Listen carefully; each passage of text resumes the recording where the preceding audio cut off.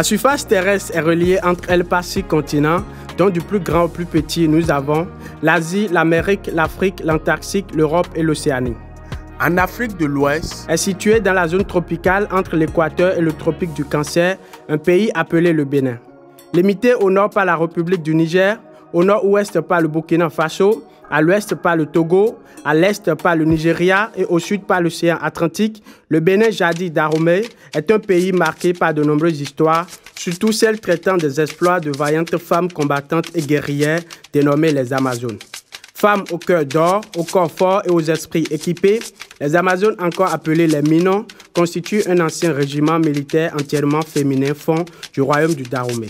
Elles ont été fondées à l'origine en tant que corps de chasseurs d'éléphants appelé Gbetor et ensuite en tant que cadre du corps par le roi Aro-Wegbaja qui gouverna de 1645 à 1685, troisième roi du Dahomey. La reine Tassi Rangbe ou Nahangbe, sœur jumelle de Rwesu Akaba, régna sur le royaume du Dahomey de 1708 à 1711 après la mort soudaine d'Akaba en 1708. Son ambition pour l'émancipation des femmes ainsi que son intérêt pour la protection des siens conduiront la reine à créer le corps des Minons, c'est-à-dire nos mères, comme régiment combattant intégré aux armées professionnelles du royaume.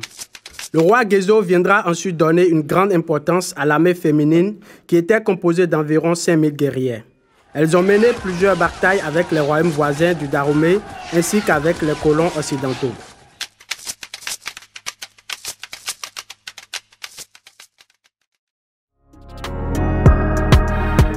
De la même façon qu'il paraît fortement incontestable de reconnaître le rôle des Amazones dans l'indépendance et la sauvegarde du Bénin, c'est de cette même façon que l'immortalisation des Amazones et de leurs histoires est restée depuis fort longtemps une idée préoccupante.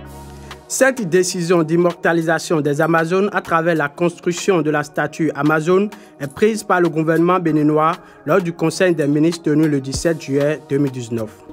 Le monument Amazone est une statue érigée en hommage aux Amazones du Dahomey et fabriquée en structure métallique avec une enveloppe en bronze d'une hauteur de 30 mètres et pesant 150 tonnes posée sur un tertre. Elle est installée sur l'esplanade des Amazones dans le 12e arrondissement de la ville de Cotonou, la capitale économique au sud du Bénin.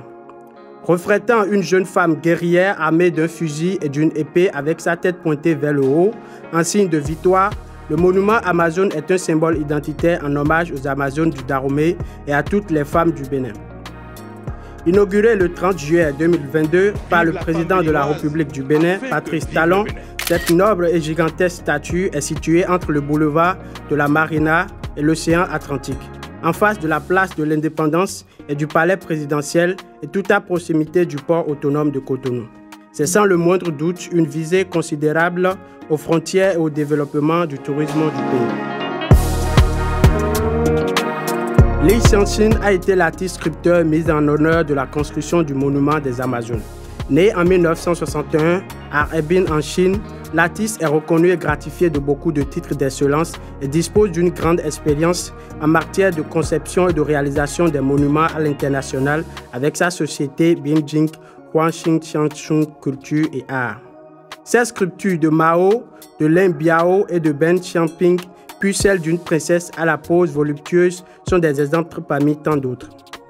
Par-dessus tout cela, le coût d'une telle réalisation reste inaccessible à la population béninoise.